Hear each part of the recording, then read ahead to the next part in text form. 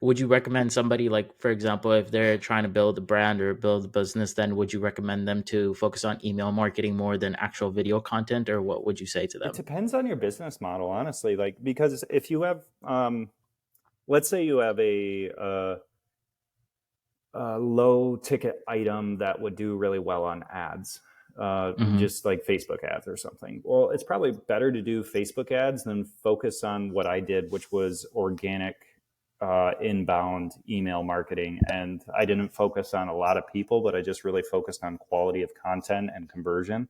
Mm-hmm. But for somebody else, it might be a different scenario. So I think for a lot of businesses, though, it is something that is usually overlooked. So there should be a few things that a business should have in terms of email marketing is like there should be a really good value piece or tripwire on your website.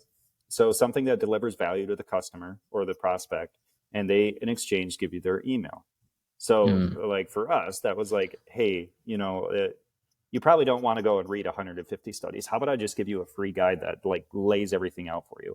Well, that's a pretty valuable thing for the people at that time. Mm-hmm. So, and then you have a follow-up series that's like continue to deliver value to those people. And you have like 5, 10 emails, whatever, that's just an evergreen that goes out to people. And I think that's one of the most under leveraged things that you can do because it's automated. It works really well. It's proven for, a couple decades now to work really well. Like, I think it's massively under leveraged. And there's other things you can add to it now. Like Go High Level is so robust. You can have like different touch points. You can have texting. You can have live calls scheduled. There's so much you can do with it now.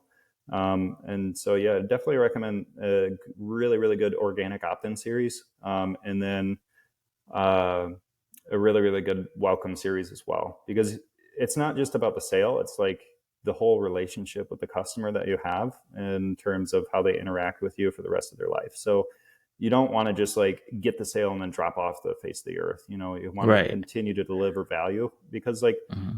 again, if you make enough people happy, they're going to like your brand and your product and they're going to refer other people. And for us, like word of mouth has been more, nobody can turn us off. That's the other cool thing is like, Mm-hmm. because we're so organic and word of mouth based, um, Facebook can't like, if they pulled their ads, it wouldn't matter like in the Right. grand scheme of things. Or like we have all these, or I have like this massive pipeline now of all these relationships and networks and that kind of thing that I can take any product that I want. And if it's a good product and it's like done with like integrity and all those kinds of things and it lines up with people, like I have a whole network I can push that to now and like immediately have it. Like last year I for like a couple weeks decided I wanted to try starting a nootropic product because I found this scientist that had this like really unique stuff that I thought like this would be good for the world to like know about, right?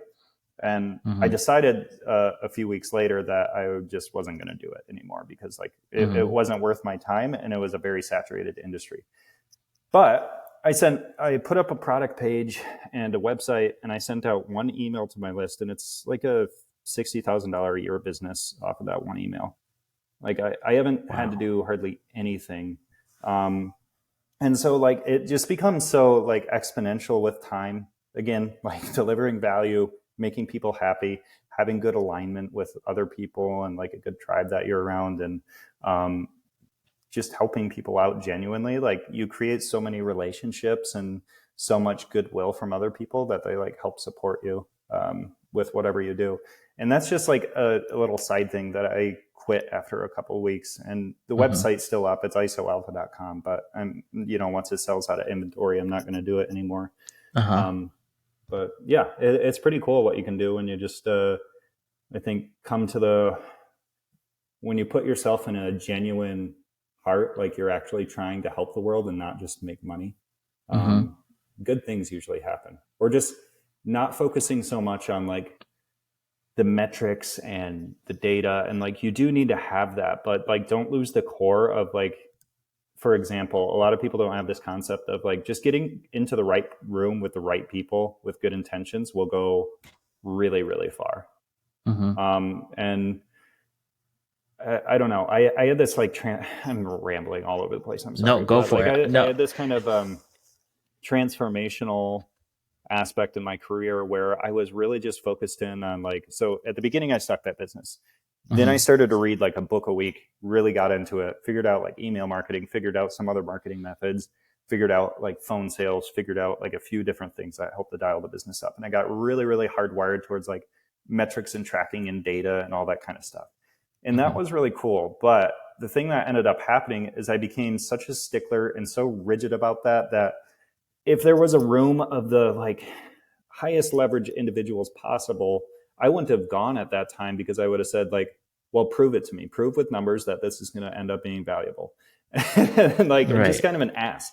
Right. And like then I was like, you know what? Like the employees that I had at the time didn't like weren't super happy with me.